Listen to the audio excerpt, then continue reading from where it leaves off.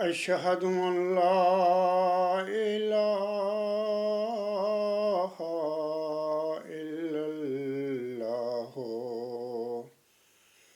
وحده لا شريك له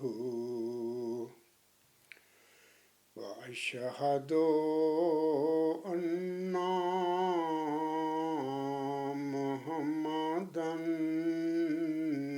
عبده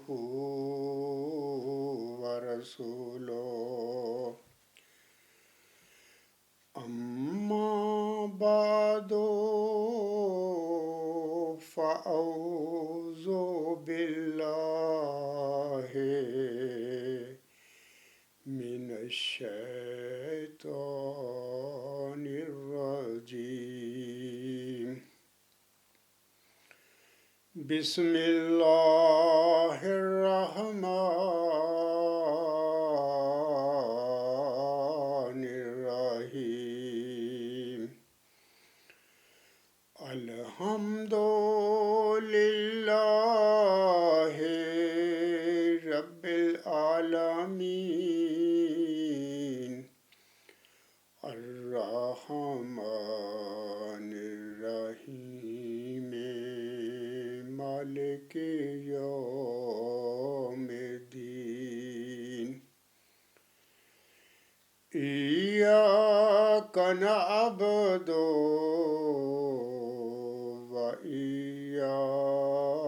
وإياك نستعين اهدنا الصراط المستقيم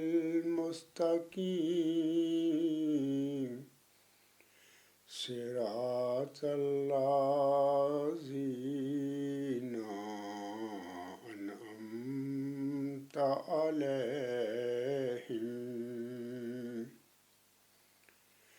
صراط الذين أنعمت عليهم غير المغضوب عليهم ولا الضالين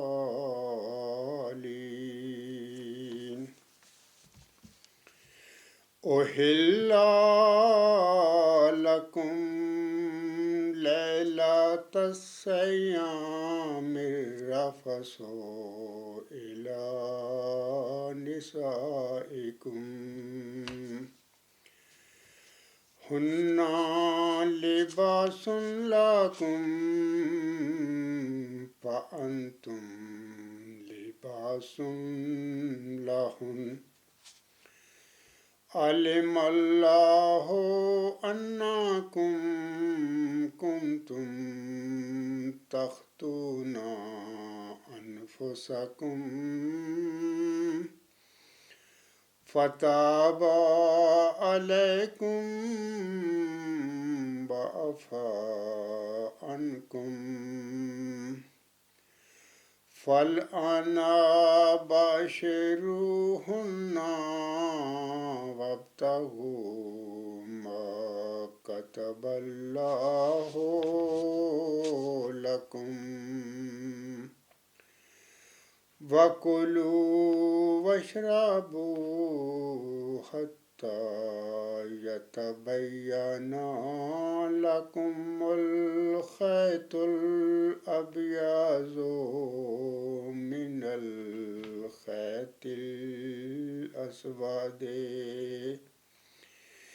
من الخيط الأسود من الفجر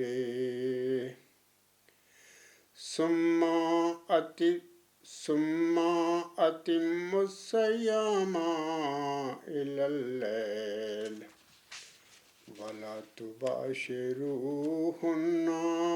وأنتم عاكفون في المساجد تلك حدود الله فلا تقربوها كذلك يبين الله آياته للناس لعلهم يتقون۔ یہ سورۃ البقرہ کی آیت نمبر 188 ہے، اس کی ابھی میں نے تلاوت کی ہے۔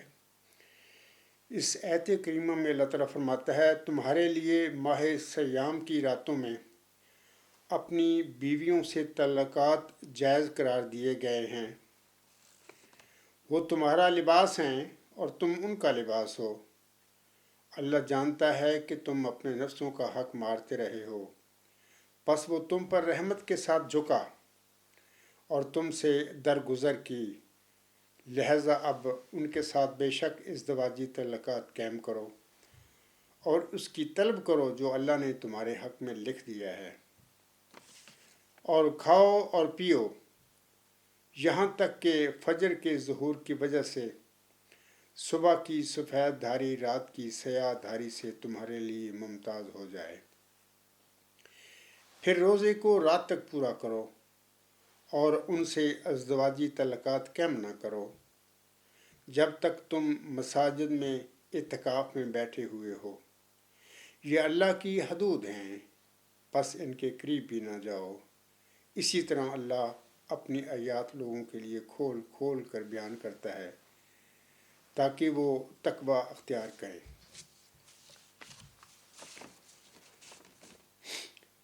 سامعین کرام، ابتدائے اسلام میں یہ حکم تھا کہ افطار کے بعد کھانا پینا جمع کرنا عشاء کی نماز تک جائز تھا، اور اگر کوئی اس سے بھی پہلے سو گیا تو اس پر نیند آتے ہی حرام ہو گیا۔ اس میں صحابہ رضی اللہ تعالیٰ عنہم کو قدر مشقت ہوئی، جس پر یہ رخصت کی آیتیں نازل ہوئیں اور آسانی کے احکام مل گئے۔ رفاسا سے مراد یہاں جمع ہے۔ ابن عباس رضی اللہ تعالیٰ عنہ، عطا، مجاہد، سعید بن جبیر، طاؤس، مقاتل بن احیان بھی یہی فرماتے ہیں۔ لباس سے مراد سکون ہے۔ ربی بن انس رحمہ اللہ تعالیٰ لحاف کے معنی بیان کرتے ہیں، مقصد یہ ہے کہ میاں بیوی کے آپس کے تعلقات اس قسم کے ہیں کہ انہیں ان راتوں میں بھی اجازت دی جاتی ہے، جیسا کہ اللہ تعالیٰ سورۃ اعراف کی آیت نمبر 27 میں فرماتا ہے، یا بنی آدم قد انزلنا علیکم لباسا یواری سوآتکم وریشا وَلِبَاسُ التَّقْوَىٰ ذَلِكَ خَيْرٌ ذَلِكَ مِنْ آيَاتِ اللَّهِ لَعَلَّهُمْ يَذَكَّرُونَ۔ اے بنی آدم، یقیناً ہم نے تم پر لباس اتارا ہے جو تمہاری کمزوریوں کو ڈھانپتا ہے اور زینت کے طور پر بھی ہے، اور تقوی کا لباس تو سب سے بہتر ہے۔ یہ اللہ کی آیات میں سے کچھ ہیں تاکہ تم نصیحت پکڑو۔ اس آیت کریمہ کے شان نزول کے سلسلے میں گزارش ہے سامعین کرام کہ پہلے تو یہ حکم تھا کہ افطار سے پہلے اگر کوئی سو جائے تو اب رات کو جاگ کر کھا پی نہیں سکتا، اب اسے یہ رات اور دن گزار کر مغرب سے پہلے کھانا پینا حلال ہوگا۔ حضرت قیس بن سرمہ انصاری رضی اللہ تعالیٰ عنہم دن بھر کھیتی باڑی کا کام کر کے شام کو گھر آئے، بیوی سے کہا کچھ کھانے کو ہے؟ جواب ملا کچھ نہیں، میں جاتی ہوں اور کہیں سے لاتی ہوں۔ وہ تو گئیں اور یہاں ان کی آنکھ لگ گئی، جب آ کر دیکھا تو بڑا افسوس ہوا کہ اب یہ رات اور دوسرا دن بھوکے پیٹوں کیسے گزرے گا۔ چنانچہ جب آدھا دن ہوا تو حضرت قیس رضی اللہ تعالیٰ عنہم بھوک کے مارے بے ہوش ہو گئے۔ حضور علیہ السلام کے پاس ذکر ہوا، اس پر یہ آیت اتری اور مسلمان بہت خوش ہوئے۔ ایک روایت میں یہ بھی ہے کہ صحابہ رضی اللہ تعالی عنہم رمضان بھر عورتوں کے پاس نہ جاتے تھے، لیکن بعض لوگوں سے کچھ ایسے قصور بھی ہو جایا کرتے تھے جس پر یہ آیت مبارکہ نازل ہوئی۔ ایک اور روایت میں ہے کہ یہ قصور کئی ایک حضرات سے ہو گیا تھا، جن میں حضرت عمر بن خطاب رضی اللہ تعالی عنہم بھی تھے، جنہوں نے عشاء کی نماز کے بعد اپنی اہلیہ سے مباشرت کی تھی۔ پھر دربار نبوت میں شکایتیں ہوئیں اور یہ رحمت کی آیتیں اتری۔ ایک اور روایت میں ہے کہ حضرت کعب بن مالک رضی اللہ تعالی عنہ سے بھی ایسا ہی قصور ہوا تھا۔ ما کتب اللہ لکم کے لفظ ہی تو ہیں کہ جو اللہ نے تمہارے حق میں لکھ دیا ہے، لیکن یہاں کتب اللہ لکم سے مراد والا ہے۔ بعض نے کہا ہے جمع مراد ہے، بعض کہتے ہیں لیلۃ القدر مراد ہے، لیکن عموم کے طور پر سبھی مراد ہیں۔ جمع کی رخصت کے بعد کھانے پینے کی اجازت مل رہی ہے کہ صبح تک اس کی بھی اجازت ہے۔ سامعین کرام، روزے کو عربی میں صوم کہا جاتا ہے۔ اس کے معنی ہیں کھانے پینے، غلط عمل، تکلیف دینے والے ارادے اور نفس پرستانہ سوچ سے مکمل پرہیز۔ مورخین روزے کی تاریخ بیان کرتے ہوئے لکھتے ہیں کہ حضرت داؤد علیہ السلام روزے کے ذریعے روحانی تزکیہ اور تقویٰ حاصل کرتے تھے۔ حضرت موسیٰ علیہ السلام جب کوہ طور پر اللہ تعالیٰ سے ہدایات حاصل کرنے گئے تو انہوں نے 40 دن روزے کی حالت میں گزارے۔ حضرت دانیال علیہ السلام نے اپنے رب سے دعا اور التجا کی اور اس کی قبولیت کے لیے 3 ہفتوں تک روزے رکھے۔ اہل یہود پر سال میں 6 روزے واجب ہوتے ہیں، جس میں ایک روزہ وہ کفارے کے طور پر رکھتے ہیں۔ مسیحیت میں بھی روزے کو عبادت کا ایک جز سمجھا جاتا ہے۔ مسیحی اسکالر لکھتے ہیں کہ روزے کی سختی کے ذریعے شیطان کی آگ کو ٹھنڈا کیا جاتا ہے۔ متی کی انجیل میں لکھا ہے کہ حضرت عیسیٰ علیہ السلام نے اپنے حواریوں کو ہدایت کی تھی کہ وہ طہارت اور دل سے روزہ رکھیں۔ روزے کا تصور کسی نہ کسی شکل میں سامعین کرام دنیا کے تقریباً تمام ہی مذاہب اور ثقافتوں میں ملتا ہے۔ یہاں تک کہ شمالی امریکہ کے وحشی قبائل ریڈ انڈینز میں بھی روزے کو انتہائی عزت کی نگاہ سے دیکھا جاتا ہے۔ چین، کوریا اور افریقہ میں روزے کو صبح کی رسم سمجھا جاتا ہے، اور قدیم مصریوں، یونان اور روم کے باشندے روزے کو مختلف بیماریوں کے علاج کے طور پر بھی اختیار کرتے تھے۔ مصریوں کا اعتقاد تھا کہ مہینے میں 3 دن روزے رکھنے سے ذہنی اور جسمانی صحت برقرار رہتی ہے۔ اسی طرح سقراط اور افلاطون جیسے فلسفی بھی حصول علم کی غرض سے روزے رکھا کرتے تھے۔ سامعین کرام، ابن قیم الجوزی کے مطابق روزہ روحانی، قلبی اور جسمانی امراض کے لیے ڈھال ہے۔ اس کے بے شمار فوائد ہیں۔ حفظان صحت کے حوالے سے یہ عجیب تاثیر رکھتا ہے۔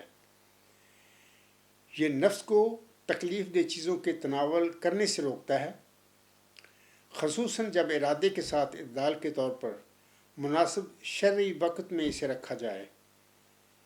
فطری طور پر جسم کو اس کی ضرورت پڑتی ہے۔ پھر روزے سے اعضاء و جوارح کو سکون ملتا ہے، اس سے دل کو فوری یا آئندہ فرصت ملتی ہے۔ جن لوگوں کے مزاج پر رطوبت برودت کا غلبہ ہو، اس حوالے سے روزہ ایک مفید ترین عمل ہے۔ انسانی صحت روزہ رکھنے سے بہتر ہوئی ہے۔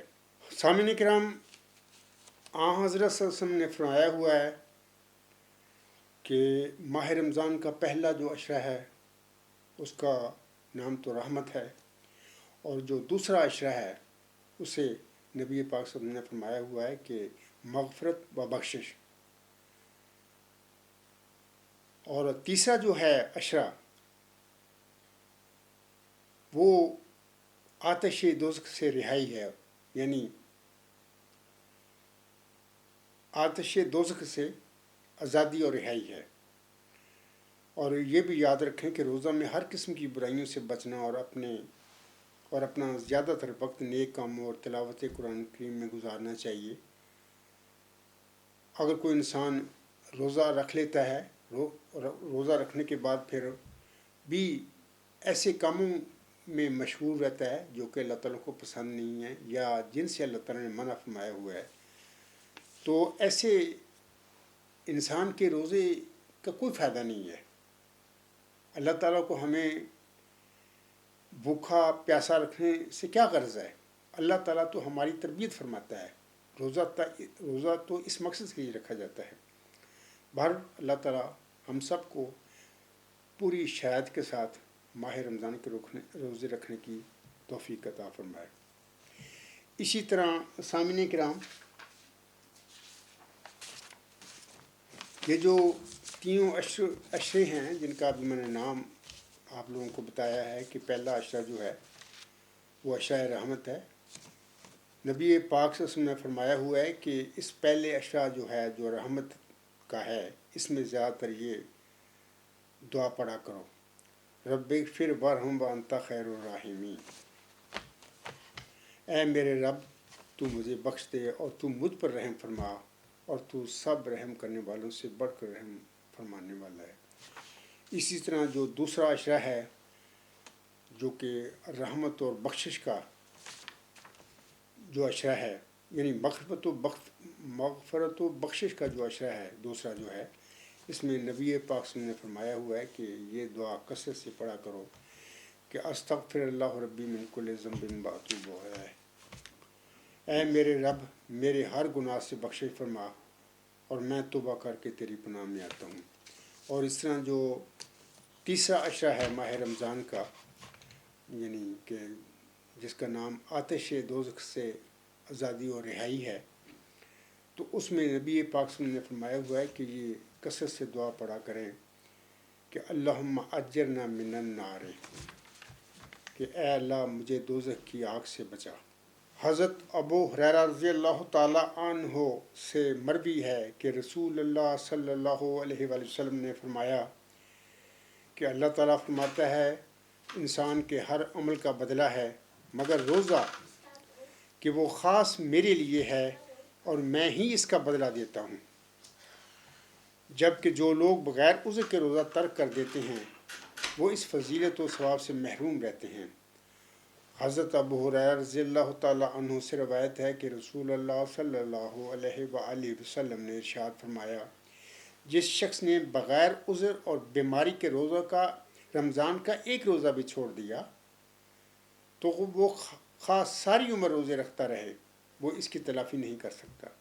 یعنی دوسرے وقت میں روزے رکھنے سے اگرچہ فرض ادا ہو جائے گا مگر رمضان المبارک کی برکت و فضیلت کا حاصل کرنا ممکن نہیں۔ حضرت سعد بن وقاص رضی اللہ تعالیٰ عنہ فرماتے ہیں کہ ایک شخص رسول اللہ صلی اللہ علیہ وآلہ وسلم کی خدمت میں حاضر ہوا اور عرض کیا کہ اے اللہ کے رسول صلی اللہ علیہ وآلہ وسلم، آپ مجھے مختصر الفاظ میں نصیحت فرمائیں۔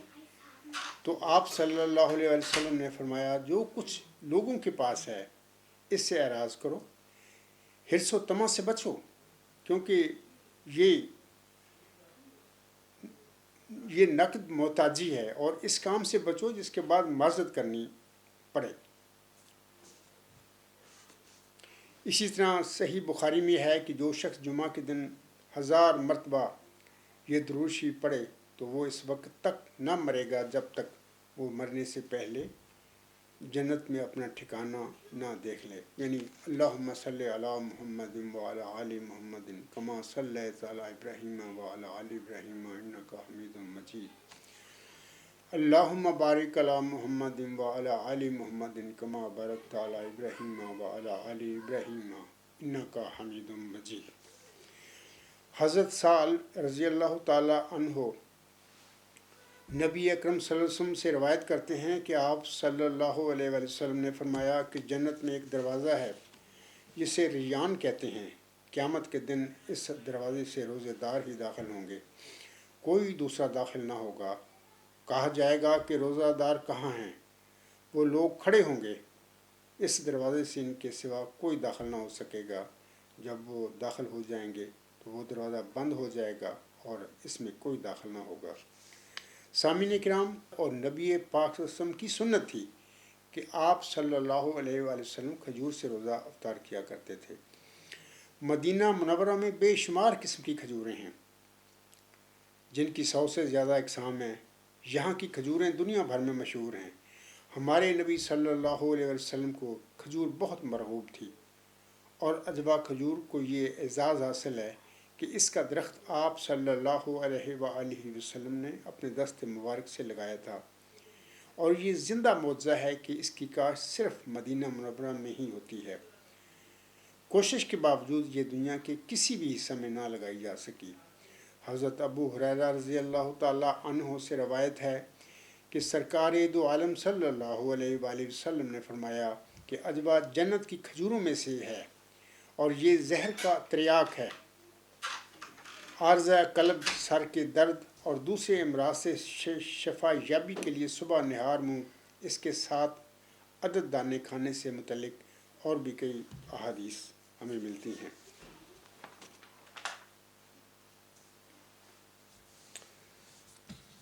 حضرت صلی اللہ علیہ وسلم نہ صرف اپنے متبعین کو رمضان میں روزے رکھنے اور تلاوت قرآن کریم کی نصیحت اور ترغیب فرمایا کرتے تھے، بلکہ خود بھی رمضان کے مہینہ میں روزے رکھنے اور تلاوت قرآن کریم کی طرف بہت زیادہ توجہ کرتے تھے۔ اور رمضان کے دنوں میں تو جس طرح ایک آندھی چلتی ہے، اسی طرح نبی پاک صلی اللہ علیہ وسلم بھی نیکیوں میں آگے بڑھتے تھے، اور رمضان کے مہینہ میں کثرت سے نیکیاں بجا لاتے تھے۔ حضرت عبداللہ ابن عباس اس کی تفسیر کشی اس طرح فرماتے ہیں۔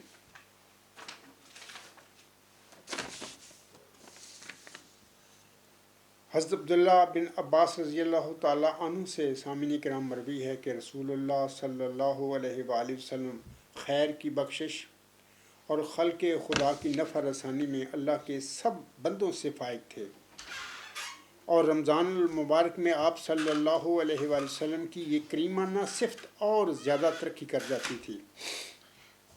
رمضان کی ہر رات میں جبرائیل امین آپ سے ملتے تھے اور رسول اللہ صلی اللہ علیہ وآلہ وسلم کو قرآن مجید سناتے تھے۔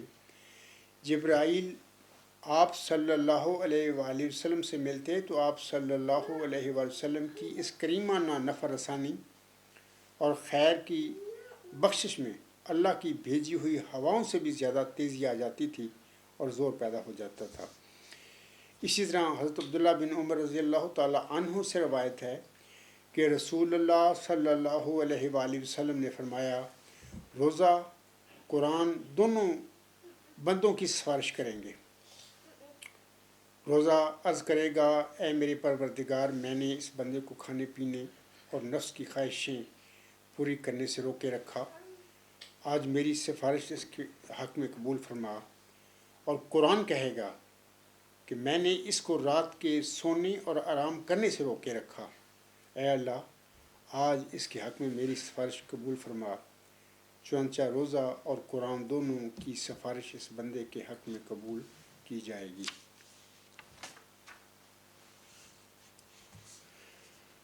کتنے خوش نصیب ہیں وہ لوگ جن کی قیامت کے دن روزہ اور قرآن کریم سفارش کریں گے۔ سامعین کرام، ماہ رمضان کے روزے خلوص نیت کے ساتھ رکھنے کے ساتھ ساتھ قرآن کریم کو تدبر اور غور و فکر کے ساتھ پڑھنا بھی بہت ضروری ہے، اور علاوہ اس کے خدمت خلق کے حوالے سے بھی ہمیں پیارے نبی حضرت محمد مصطفیٰ احمد مجتبیٰ صلی اللہ علیہ وآلہ وسلم کے اسوہ حسنہ پر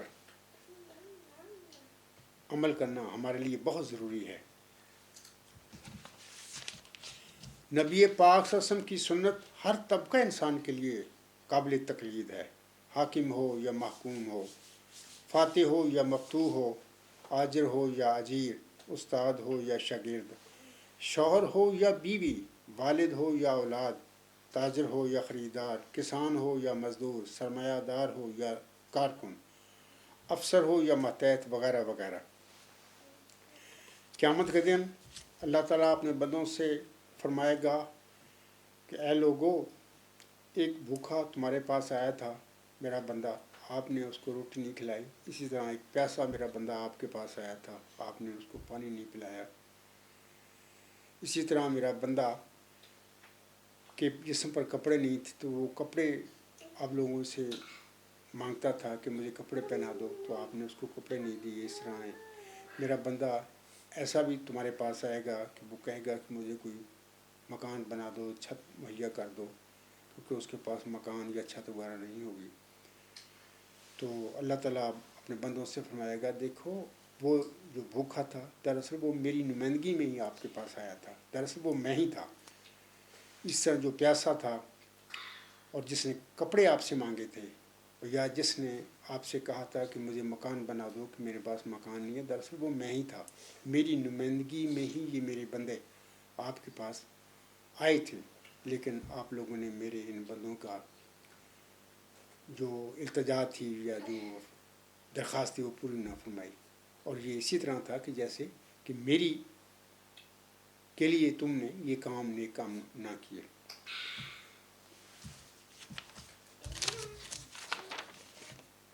سامعین کرام، ایک دفعہ عمر بن خطاب رضی اللہ تعالیٰ عنہ نے فرمایا، دارالحکومت سے سینکڑوں میل دور دجلہ کے کنارے کوئی کتا بھی پیاس سے مر گیا تو عمر رضی اللہ تعالیٰ عنہ سے باز پرس ہوگی۔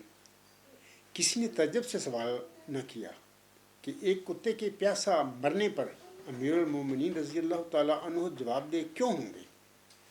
1400 سال پہلے کی بدوی سوسائٹی میں اسلامی تعلیمات نے یہ شعور پیدا کر دیا تھا کہ حکمران ریاست میں ہونے والے ہر برے بھلے کا ذمہ دار ہوتا ہے، اوپر سے نیچے تک اور نزدیک سے دور تک۔ ایک دفعہ حضرت عمر فاروق رضی اللہ تعالیٰ عنہ ایک بڑھیا کا حال معلوم کرنے اس کے گھر گئے۔ بڑھیا نے اپنی گھریلو مشکلات کا ذمہ دار امیر المومنین کو ٹھہرایا تو عمر رضی اللہ تعالیٰ عنہ بن الخطاب نے پوچھ لیا، اماں اس بیچارے کو بھلا تمہارا حال کہاں معلوم کہ اسے ذمہ دار ٹھہرا رہی ہو؟ بڑھیا نے جواباً کہا، تو پھر اسے اتنی بڑی ریاست کی ذمہ داری اٹھانے کا مشورہ کس نے دیا تھا؟ اسے میرا حال معلوم نہیں تو وہ میرا حکمران کیوں بنا؟ عمر رضی اللہ تعالیٰ عنہ کی آنکھیں بھر آئیں اور معافی کے خواستگار ہوئے، حالانکہ اس کا حال معلوم کرنے خود پہنچے تھے۔ صرف حال معلوم کرنے نہیں بلکہ داد رسی اور امداد کے لیے بھی۔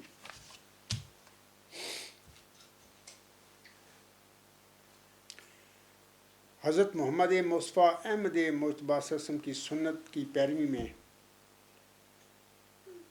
ہماری دنیا کی فلاح، کامیابی و کامرانی اور آخرت کی نجات و سرفرازی اسی میں ہے کہ ہم لوگ بھی ماہ رمضان کو اس طرح گزاریں کہ جس طرح ہمارا پیارا نبی حضرت محمد مصطفیٰ احمد مجتبیٰ صلی اللہ علیہ وسلم اپنی زندگی میں گزارا کرتے تھے۔ اور ہمیں بھی چاہیے کہ ماہ رمضان میں ہر قسم کی نیکیاں بجا لانے میں دیر نہ لگائیں اور ہر قسم کے خدمت خلق کے جو کام ہوتے ہیں ان کو بجا لانے کی بھرپور کوشش کریں۔ جب ہم اپنے پیارے نبی حضرت محمد مصطفیٰ احمد مجتبیٰ صلی اللہ علیہ وسلم کے اسوہ حسنہ پر ٹھیک عمل پیرا ہو جائیں گے تو سامعین کرام، ہم پر کائنات کا سچا مالک خالق جو ہے، جو کہ اعلیٰ انتہائی ہمگیر حق ہے، جو کہ ہمارا خدا ہے، وہ ہم پر جلوہ گر ہوگا، وہ ہم میں ظاہر ہوگا۔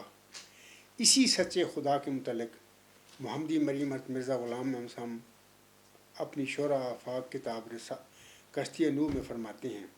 یہ جو آپ علیہ السلام کے الفاظ ہیں، روحانی خزائن جلد 19 صفحہ 21-22 پر ہیں۔ آپ علیہ السلام فرماتے ہیں، کیا بدبخت وہ انسان ہے جس کو اب تک یہ پتہ نہیں کہ اس کا ایک خدا ہے جو ہر ایک چیز پر قادر ہے۔ ہمارا بہشت ہمارا خدا ہے، ہماری اعلیٰ لذات ہمارے خدا میں ہیں، کیونکہ ہم نے اس کو دیکھا اور ہر ایک خوبصورتی اس میں پائی۔ یہ دولت لینے کے لائق ہے اگرچہ جان دینے سے ملے، اور یہ لال خریدنے کے لائق ہے اگرچہ تمام وجود کھونے سے حاصل ہو۔ اے محروموں، اس چشمہ کی طرف دوڑو کہ وہ تمہیں سیراب کرے گا۔ یہ زندگی کا چشمہ ہے جو تمہیں بچائے گا۔ میں کیا کروں اور کس طرح اس خوشخبری کو دلوں میں بٹھا دوں؟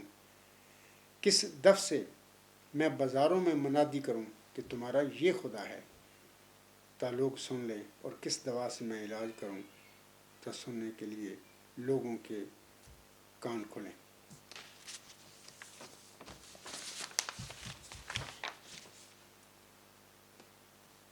سامعین کرام، موعود امام مہدی یعنی محمدی مریم حضرت مرزا غلام احمد صاحب نے فرمایا ہے، یہ جو آپ کے الفاظ ہیں، تذکرہ صفحہ 679، بحوالہ تذکرۃ المہدی حصہ دوم جدید ایڈیشن صفحہ 274 پر ملتے ہیں ہمیں۔ حضرت مرزا غلام احمد علیہ السلام فرماتے ہیں، خدا نے مجھے خبر دی ہے کہ ہمارے سلسلہ میں بھی سخت تفرقہ پڑے گا اور فتنہ انداز اور ہوا و ہوس کے بندے جدا ہو جائیں گے۔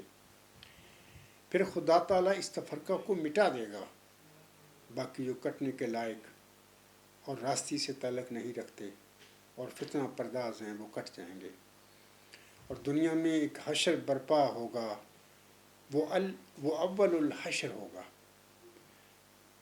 اور تمام بادشاہ آپس میں ایک دوسرے پر چڑھائی کریں گے، اور ایسا کچھ تو خون ہوگا کہ زمین خون سے بھر جائے گی، اور ہر ایک بادشاہ کی رعایا بھی آپس میں خوفناک لڑائی کرے گی۔ ایک عالمگیر تباہی آئے گی، اور اس تمام واقعات کا مرکز ملک شام ہوگا۔ صاحبزادہ صاحب اس وقت میرا لڑکا موعود ہوگا، خدا نے اس کے ساتھ ان حالات کو مقدر کر رکھا ہے۔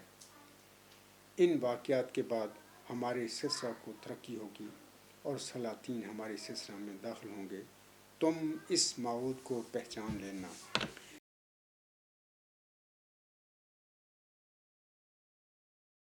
اسی طرح سامعین کرام، محمدی مریم حضرت مرزا غلام احمد صاحب کو بھی موسوی مریم کی طرح ایک ذکی غلام، ایک نشان رحمت، جسے آپ علیہ السلام نے اپنے الفاظ میں اپنی تحریر میں مسلموت کا ٹائٹل دیا تھا، چلہ ہوشیارپور میں آپ کو اس کی بشارت ہوئی تھی۔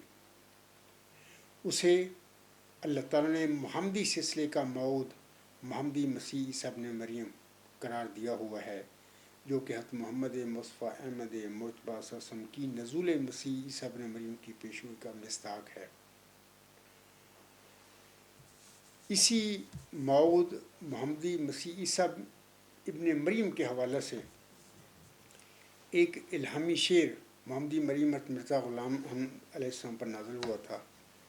وہ اس طرح ہے کہ اللہ تعالیٰ محمدی مریم حضرت مرزا غلام احمد علیہ السلام کو مخاطب کر کے فرماتا ہے، زِ درگاہ خدا مردے بصد اعزاز می آید، زِ درگاہ خدا مردے بصد اعزاز می آید، مبارک بادت اے مریم کہ عیسیٰ باز می آید۔ خدا کی درگاہ سے ایک مرد بڑے اعزاز کے ساتھ آتا ہے، اے محمدی مریم مرزا غلام احمد تجھے مبارک ہو کہ عیسیٰ دوبارہ آتا ہے۔ اور یہ جو الہامی شعر ہے، اس کا تذکرہ صفحہ 684 پر ہمیں حوالہ ملتا ہے۔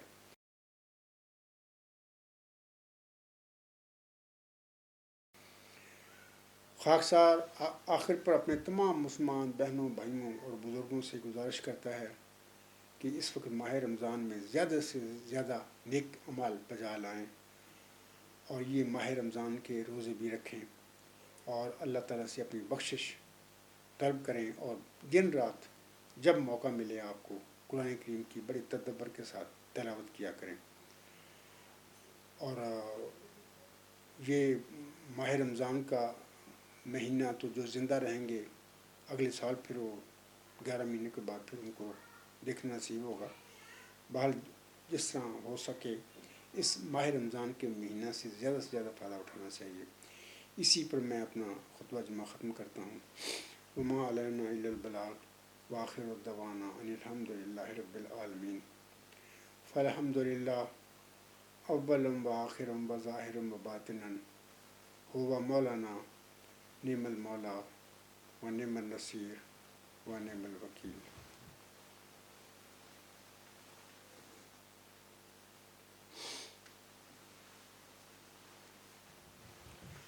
الحمد للہ نحمده ونستعینه ونستغفره ونؤمن به ونتوکل علیہ ونعوذ باللہ من شرور انفسنا ومن سیئات اعمالنا. من يهده الله فلا مضل له ومن يضلله فلا هادي له.